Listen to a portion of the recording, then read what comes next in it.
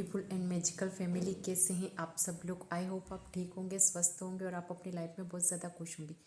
आज आपकी कोई बुराई करता है तो आप बहुत ज़्यादा खुश हो जाइए, खुश ही नहीं बहुत ज़्यादा खुश हो जाइए, क्योंकि कोई भी हमारी बुराई करता है तो वो हमारे पाप कर्म काटता है। ऐसा नहीं कि सब लोग हमारी बुराई करते हों और सेठ बैठ जाओ और मुझे तो उसने ऐसा बोला, वो मेरे पीठ पे ऐसे बोल रहा था, वैसे बोल रहा था। ये सब आपके अच्छे के लिए बोल रहे हैं, क्योंकि आपके द्वारा कुछ पाप हो गया है तो वो आपके पाप कर्मों को काटने का काम कर रहे हैं, अच्छा काम ही कर रहे हैं। तो आप क्यों परेशान हो रहे हो, क्यों डिस्टर्ब हो रहे हो।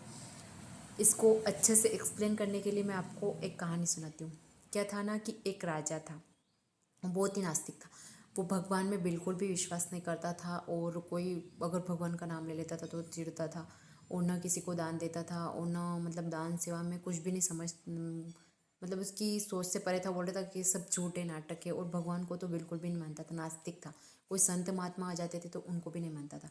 एक बार हुआ ना कि एक संत महात्मा उसके दर पे आए तो उसने बोला हो राजा को कि आपके यहाँ से मुझे कुछ चाहिए। राजा ने बोला देखो संत महात्मा, आप आदर से चले जाओ, मैं किसी को कुछ नहीं देता।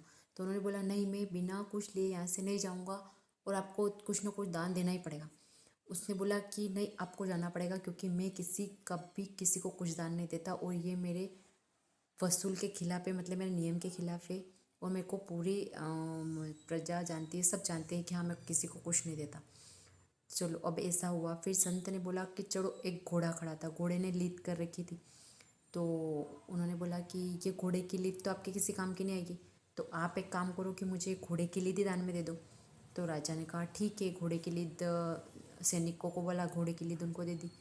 अब हुआ ना कि राजा एक दिन अपने वहाँ ऊपर खड़े थे, अपने महल में से देख रहे थे, तब उनको बहुत ही ज़्यादा बदबू आ रही थी। थोड़े दिन बाद तो उन्होंने पूछवाया अपने सैनिकों से कि बदबू का क्या रही है। तो सैनिकों ने बोला कि राजा जी, एक लीद का पहाड़ बन चुका है, उसकी बदबू हमारे पूरी मतलब महल के आसपास और सब तरफ फैल गई, इसलिए उसकी बदबू है।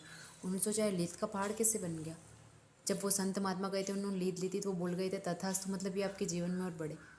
तो फिर उन्होंने संत महात्मा से बोला कि ऐसा कैसे हुआ। तो उन्होंने बोला तुमने मुझे लीद दान दी थी तो वो लीद ही बढ़ी, तो मुझे कुछ और दान देते तो बढ़ता। तो उन्होंने बोला कि आप कोई मामूली इंसान नहीं हो, आप बहुत बड़े संत महात्मा हो, भगवान हो।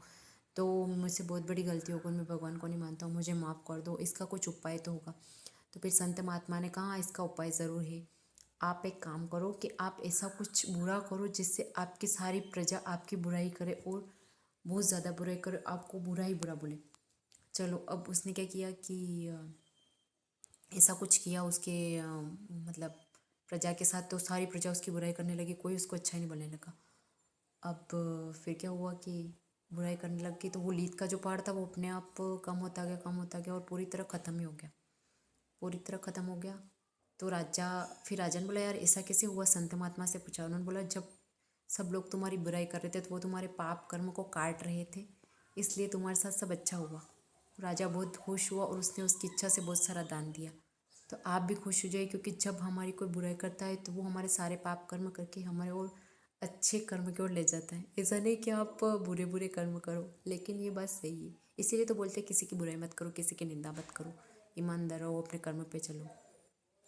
आई होप आपको इस कहानी से बहुत कुछ सीखने को मिलेगा।